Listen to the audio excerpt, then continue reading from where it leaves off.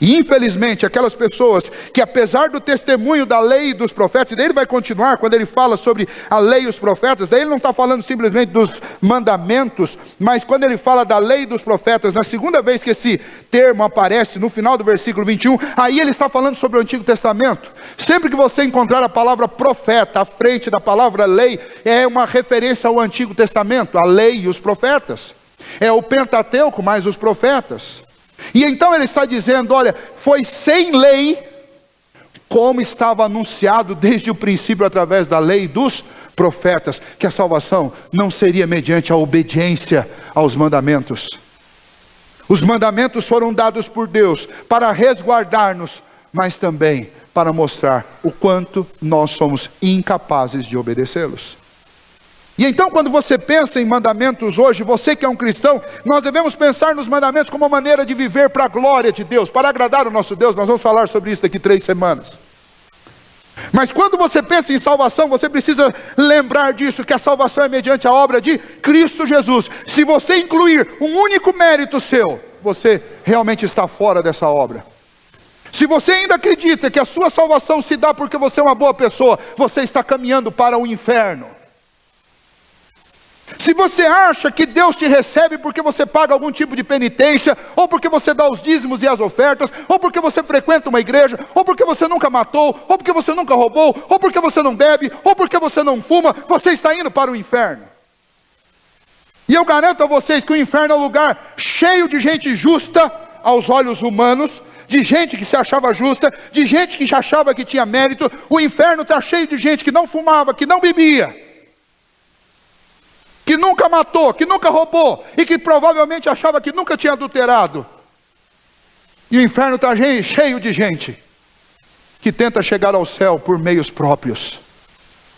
E os reformadores levantaram essa bandeira dizendo, não, a salvação é somente pela fé em Cristo Jesus. Você não pode ser justificado de nenhuma outra maneira, se não for pela fé em Cristo Jesus. Então não adianta você vir com esse discurso que você é uma boa pessoa, que igreja é um lugar problemático, que você não precisa de igreja. Pois eu confirmo o que você está dizendo, você não precisa de igreja, mas você precisa desesperadamente de Jesus.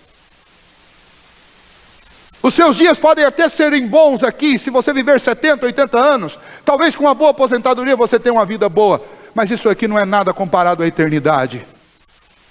E a palavra do Senhor diz que ao homem é dado viver uma única vez, depois disso ele vai morrer. E quando o homem morrer, ele vai se deparar com a eternidade, e a eternidade só tem 2 lugares possíveis, ou é o céu, ou é o inferno. E como eu disse a vocês, o inferno é o lugar dos que viveram alienados completamente de Deus, ou daqueles que viveram tentando alcançar Deus por méritos próprios. Então surge a terceira pergunta, como é que isso então nos alcança? Se eu não posso alcançar por méritos meus, se eu não posso fazer nada para ter essa justiça, como é que essa justiça que é sem lei, que é a justiça vinda de Cristo, completamente por um ato dele, livre da vontade de Deus, como é que essa justiça me alcança? Como é que eu posso ser salvo? O apóstolo Paulo nos mostra no versículo 22, a justiça de Deus mediante a fé em Jesus Cristo, justiça de Deus mediante a fé em Jesus Cristo para todos e sobre todos os que creem, porque não há distinção, pois todos pecaram e carecem da glória de Deus. Como é que essa justiça nos alcança? Como é que nós podemos ser salvos? Somente mediante a fé, daí o sola fide. Somente mediante a fé em Jesus Cristo, ou seja, somente crendo em Jesus Cristo. E aqui eu preciso dizer algumas coisas. O que não é fé? Tem muita gente que acha que tem muita fé. Deixa eu dizer para você o que não é fé. Fé não é positivismo. Fé não é acordar de manhã e falar, hoje eu tenho fé que tudo vai dar certo. Fé não é positivismo. Fé não é esse assentimento do coração que tudo é possível. A Bíblia diz que tudo é possível ao que crê. Eu creio que vai acontecer, então vamos lá. Isso pode ser fé na boca de um palestrante motivacional, mas nas Escrituras, fé não é isso. Fé não é isso. Fé não é um salto no escuro, como alguns dizem. Olha, é preciso fechar os olhos e fazer pela fé. Fé não é uma coisa sem razão. Fé não é uma coisa sem sentido. Fé não é misticismo. Fé não é arrepio. Fé é algo que envolve entendimento. Fé é uma coisa que leva a convicções. É um entendimento claro de que somos injustos e precisamos da justiça de Deus. Fé é a compreensão. É a compreensão de que nesse estado nosso de pecado, nós não temos como nos aproximar de um Deus santo. Fé é algo que envolve convicções. Convicções que são geradas pela palavra de Deus no nosso coração. Fé é algo que traz clareza. A fé é a compreensão de quem é Deus e de quem nós somos, de como Deus é e de como nós estamos. Isso é fé. Quando você lê nas Escrituras, fé não tem nada a ver com otimismo. Fé tem a ver com entendimento, com convicção, com conhecimento, com compreensão. Fé caminha junto com estas questões que são racionais.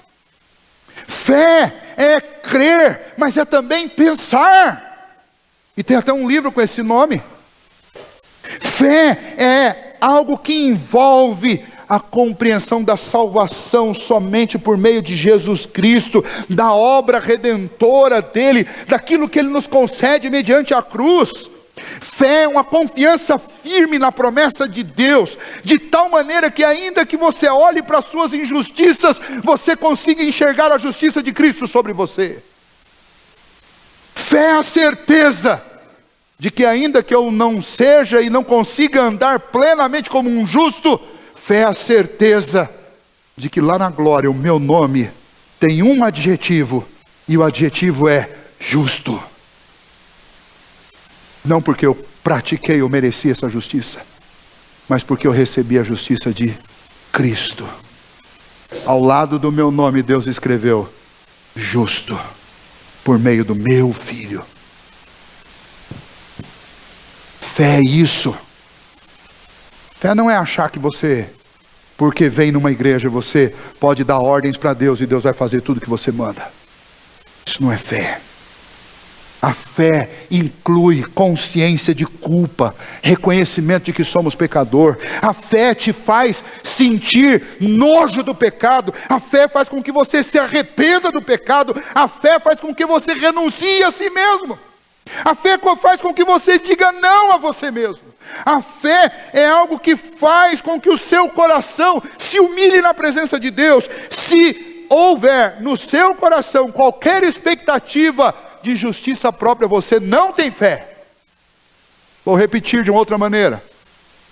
Se no seu coração existir alguma noção de que Deus deve lhe dar alguma coisa, porque você consegue, porque você faz, porque você é mais santo do que o irmão que está sentado do seu lado, ou do que o pastor que está pregando, ou do que alguém que está lá na porta, ou do que alguém que está passando na rua, se você tem esse sentimento dentro de você, deixa eu te dar uma má notícia, você ainda não tem fé no coração. Você pode ter qualquer coisa, você pode ter religiosidade, você pode ter um bocado de coisas, você pode ter tradições religiosas, você pode ter um sobrenome de uma família de gente que tinha fé, mas você não tem fé. Porque quem tem fé, admite que é culpado e sabe que não pode receber absolutamente nada que não venha somente de Deus por graça. Porque por méritos não merece nada. Uma vez uma pessoa saiu desta igreja aqui e falou, olha, eu não gostei dessa igreja. Não gostei porque lá a gente vai e ouve que a gente não é nada. Que a gente não presta, que a gente não consegue, que a gente não é justo, que a gente é pecador. A gente ouve isso lá, só ouve isso lá. Eu não gostei dessa igreja, foi embora. É triste. Mas é isso que acontece quando não há fé no coração do homem. Ele quer ir à igreja para ser afagado. Ele quer ir à igreja para receber tapinhos nas costas. Ele quer ir à igreja para ser aplaudido. Ele quer ir à igreja para que alguém fale uma coisa boa. E para que ele saia daqui nas nuvens. Deus não quer você nas nuvens. Deus quer você debaixo do estrado dos pés dele. Esse é o lugar. E a Bíblia deixa muito claro que os humilhados serão exaltados, mas aqueles que querem se exaltar serão humilhados. Se você observar o que a Bíblia diz sobre essa busca nossa por justiça própria, você vai se arrepiar. Porque a palavra de Deus diz que se Deus observar em nós, se Deus for olhar para aquilo que é propriamente nosso, quem vai sobreviver aos olhos de Deus? Se observares em nós, Senhor, iniquidade, quem vai sobreviver? Ninguém sobrevive ao olhar investigativo de Deus. Por isso fé envolve arrependimento, por isso fé envolve uma profissão de fé, o reconhecimento sincero que sou um pecador e que careço da misericórdia e do favor de Deus. Eu preciso ser justificado por Cristo Jesus. Esta fé é a fé de quem sabe que não tem méritos. Mas daí alguém podia dizer assim: nossa pastor, mas quem é o felizardo? Quem é esse bom cristão que tem essa fé? Para que não restasse nenhuma possibilidade de méritos a nós, nós estudamos na semana passada Efésios capítulo 2, que deixa muito claro que esta fé é dom de Deus. Ela não vem de nenhum homem, para que nenhum homem se glorie. Nós lemos no início deste culto, em Romanos capítulo 5, que a fé foi outorgada, ou seja, ela não é uma coisa natural sua. Até essa fé, para crer na obra de Deus e reconhecer os nossos pecados, é um dom de Deus. Ou Deus infunde fé dentro do nosso coração, ou nós não temos a menor possibilidade de crer. E aí você fica falando: pastor, então o que eu faço? Eu vou dizer para você: você não faz nada. Eu posso te dar uma boa notícia. Se você está aqui nessa noite, talvez você veio pelos mais diferentes motivos. Talvez você veio para ver os violões. Ou talvez você veio porque alguém te convidou. Ou talvez você veio porque domingo é dia de ir na igreja. Mas eu te dou uma boa notícia. Se Deus te trouxe aqui, e se você veio, e se você está prestando atenção no que nós estamos estudando na palavra de Deus, eu acredito que Deus está muito bem intencionado em relação a você. Eu acredito que Deus, que é o Deus da graça e da misericórdia, Ele está realizando uma boa obra em você. Então esse não é o momento de olhar para você e para os seus méritos, mas esse momento é o momento de você olhar para Deus e reconhecer a graça e a misericórdia dEle. Esse é o momento de você admitir que você não pode, mas você está diante do Deus que pode todas as coisas. Sola fide significa somente pela fé. Como é que nós acessamos esta justificação? Somente pela fé. Então, eu oro ao Senhor para que Ele plante esta fé no seu coração. E que esta noite seja uma noite decisiva na sua vida. Que seja a noite em que você não venha sentir arrepio, mas seja a noite em que você reconheça que é um pecador e que precisa da obra de Cristo Jesus sobre a sua vida. Esse é o meu desejo, a minha oração. A quem essa justiça é concedida? Então nós vimos essa pergunta: pastor, eu posso ter essa justiça? Nós podemos ter essa justiça? Todos nós que estamos aqui, nós podemos ter essa justiça? A quem essa justiça, que é somente pela fé, é concedida? E então o apóstolo Paulo nos dá a resposta aí no versículo 22 e 23. A resposta é: para todos os que creem, porque não há distinção, pois todos pecaram e carecem da glória de Deus. Essa justificação é só para os judeus? Não. Essa justificação é só para os romanos? Não. Essa justificação é só para os crentes? Não. Essa justificação é para uma denominação, uma religião específica? Não. Essa justificação, ela é graciosamente para todos os que creem, porque não tem gente que precisa mais ou que precisa menos. Todos nós precisamos igualmente. Então esse todos aí não é um todos exaustivo para cada indivíduo deste mundo, mas esse todos é um todos inclusivo, é um todos que diz: esta justificação, ela é necessária e ela está graciosamente ofertada para rico e para pobre, para velho e para novo, para religioso e para quem não é religioso. Ela está graciosamente ofertada para todos, indistintamente, porque aos olhos de Deus não há diferença entre o pagão e o judeu. Não há diferença entre o traficante e o juiz. Não há diferença entre a prostituta e o legalista. Aliás, é interessante porque nós imaginamos uma prostituta no fundo do poço olhando para Deus, e o legalista se imagina no alto de um penhasco olhando para Deus, como se a distância entre a prostituta e um legalista fosse uma coisa absurda.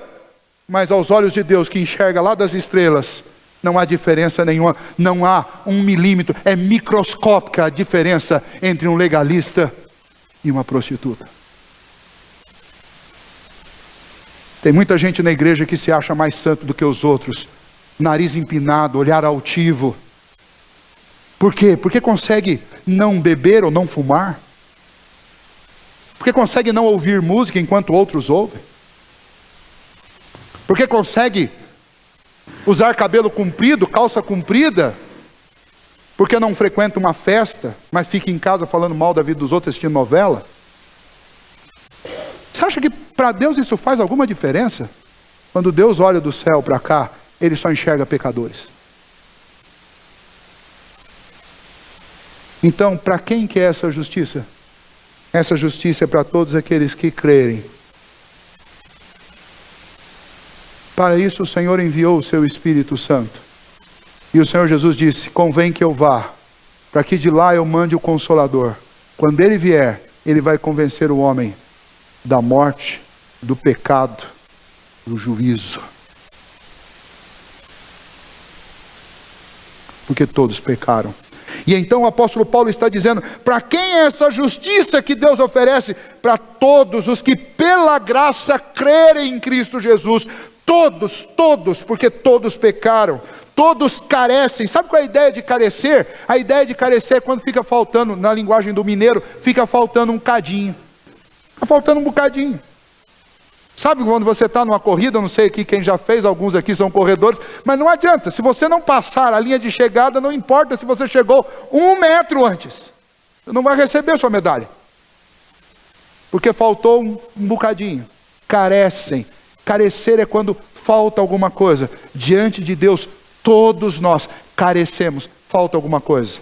E aí pouco importa se faltou numa corrida de 5 quilômetros, se faltou 4,5 ou se faltou meio metro. Não vai receber medalha do mesmo jeito. Vocês entendem o que o apóstolo Paulo está nos ensinando? Todos carecem. Talvez alguns tenham realmente se esforçado mais. Talvez alguns tenham sido mais relapsos, mas ambos, todos não conseguiram chegar à justiça, alcançar os padrões de Deus, que é a perfeição. Então todos igualmente carecem da justiça que vem de Cristo. Esqueça os seus méritos, esqueça o que você já avançou, esqueça a sua obediência opaca e ruim. Diante de Deus isso não funciona. Todos nós precisamos dessa justiça. E essa justiça, Deus não cobra nada por ela. Ela é oferecida graciosamente. Nós vimos na semana passada, por meio da obra de Cristo Jesus. E nós podemos acessá-la pela fé. O que é a fé, senão os braços que recebem essa justiça que é oferecida da parte de Deus, graciosamente, para todo aquele que crê. E então nós vamos observar que o cristianismo, ele é uma religião radical, exclusiva e única no mundo. Porque se você comparar o verdadeiro cristianismo, o cristianismo bíblico, com qualquer outra religião no mundo, seja budismo, hinduísmo, seja islamismo, seja espiritismo, seja qualquer outra religião, e inclusive o cristianismo bíblico versus o cristianismo que não é bíblico, que está cheio por aí, você vai observar que o cristianismo bíblico está sozinho de um lado, e do outro lado estão todas as outras religiões. E sabe o que difere os dois? Que o cristianismo bíblico é o único que diz que a salvação é oferecida a você sem que você tenha que dar nada em troca. E todas as outras religiões vão dizer que você precisa fazer alguma coisa para ser salvo. Sabe qual é a diferença entre um cristianismo bíblico e um que não é? O cristianismo bíblico, ele não vai pedir para que você levante a mão para que daí Deus te salve. E o cristianismo que não é bíblico vai dizer: olha, entre a salvação e você só está um levantar as mãos. Levante a mão e você vai ser salvo agora. Isso é mentira. Porque o convencimento tem que acontecer no seu coração, não é o seu braço que muda o seu coração. Então não adianta levantar o braço. Eu posso dizer, eu não nasci dentro da igreja, eu nasci numa maternidade. Mas eu nasci na igreja no sentido de que eu sou cristão desde quando eu nasci. E teve o dia da minha conversão, obviamente. Mas eu fui criado numa igreja. E eu vi centenas e talvez milhares de pessoas levantando a mão. E 1 mês depois, 6 meses depois, ou 1 ano depois, nunca mais pisaram numa igreja. E continuaram uma vida absolutamente distante de Deus. Aqui nessa igreja eu já vi grupos de teatro e de música virem aqui fazerem apelo, e no final do culto, 20, 30, 40 pessoas, e a gente vai para a reunião do conselho animado, com aquele calhamaço de folha de gente que se converteu. Converteu nada. Ficou emocionado. Porque a fé verdadeira vai levar você a uma convicção de que é culpado e de que precisa de Cristo. Não é emocionalismo barato. Essa justiça, ela não pode ser merecida e nem alcançada por alguma coisa que você faça. É Deus que te faz isso. É Cristo operando no seu coração. E se Cristo operar no seu coração, pode ter certeza que você vai voltar sem levantar a mão mesmo. E se Cristo operar no seu coração, você vai querer Bíblia. Se Cristo operar no seu coração, você vai querer oração. Se Cristo operar no seu coração, você vai querer Deus. Como uma terra sem água, exausta, seca, você vai sentir sede de Deus. É assim que acontece num coração, quando o Senhor infunde fé e faz com que essa pessoa creia em Cristo Jesus. Essa é a diferença entre o cristianismo bíblico e todas as outras religiões. Em todas as outras religiões, as pessoas estão fazendo alguma coisa para merecer algo de Deus. No cristianismo é o contrário. Eu não tenho como merecer nada de Deus. Eu venho para receber de Deus. E eu venho porque Deus me traz. Porque senão eu não viria. É assim. Ah, pastor, eu não gosto disso, porque qual que é o meu papel? Não, você não tem papel aqui. Seu papel como o meu papel de sermos fracos e pecadores. É o papel de servirmos a um Deus gracioso e santo, que recebe toda a glória e todo o mérito. Por isso que a quinta dessas 5 solas, a quinta é só lhe deu glória. A glória é só para Deus, porque eu não fiz nada para merecer glória alguma. A glória é só Deus. Por isso que quando nós cantamos, tocamos um violão, todas essas coisas que nós fazemos para Deus. Porque nenhum de nós merece coisa alguma. E os aplausos, eles só têm validade se eles forem dados para Deus. Porque se eles forem dados para nós, é aplauso de pecador para pecador, não tem valor algum. Em último lugar, como é definitivamente então que somos justificados? Nós começamos com essa pergunta e vamos concluir com ela. Como é que eu sou justificado então? Bom, aí vamos voltar. Deus é justo, não é? Ele não pode simplesmente passar uma borracha sobre os nossos pecados. E então, para dar-nos a sua justiça graciosamente, um preço tem que ser pago. Alguém vai ter que pagar essa dívida. E então a Bíblia nos mostra esse plano radical de Deus, esse plano em que Deus envia o seu Filho, que é santo, ele se encarna e ele se torna não só verdadeiramente Deus, mas ele se torna também verdadeiramente homem, e ele vive uma vida de obediência e justiça, mas chega um momento desta vida em que ele voluntariamente se entrega para morrer pelos nossos pecados. E então, quando Cristo é pregado naquela cruz, todos os nossos pecados são lançados sobre ele, e ele recebe toda a culpa que é nossa. E é assim que Deus nos justifica, cobrando a nossa dívida de alguém. Então a salvação, que é graciosa para mim e para você, ela tem preço para Deus.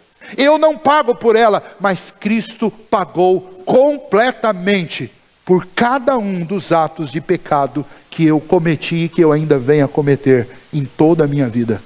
E como que é? Como então eu sou justificado? Eu sou justificado mediante esse resgate. Veja o versículo 24. Sendo justificados gratuitamente por sua graça, mediante o quê? Mediante a redenção que é em Cristo Jesus. Nós não estamos muito habituados com essa palavra redenção, porque nós não usamos as mesmas palavras que os judeus usavam para isso. Os judeus usavam essa palavra redenção, ou resgate, ou redimir, para 3 circunstâncias pelo menos muito específicas. Uma pessoa podia resgatar ou redimir um escravo ou uma escrava. Imagine que você vai à casa de um amigo seu, você é livre, e de repente chega lá e existe uma escrava.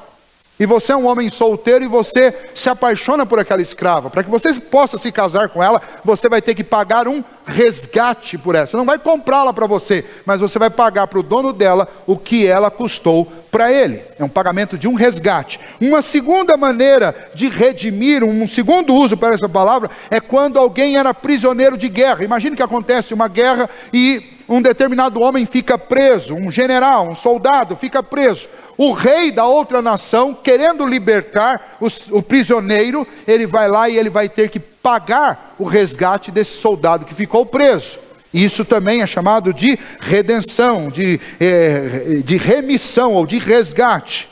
E ainda existia um fato que era redimir alguém de uma culpa mediante o pagamento. Um exemplo muito comum disso nós encontramos lá em Levítico, quando o Senhor dá a lei, as leis cerimoniais, e não só essas, mas as leis também civis, que nós encontramos no livro de Êxodo, no livro de Números.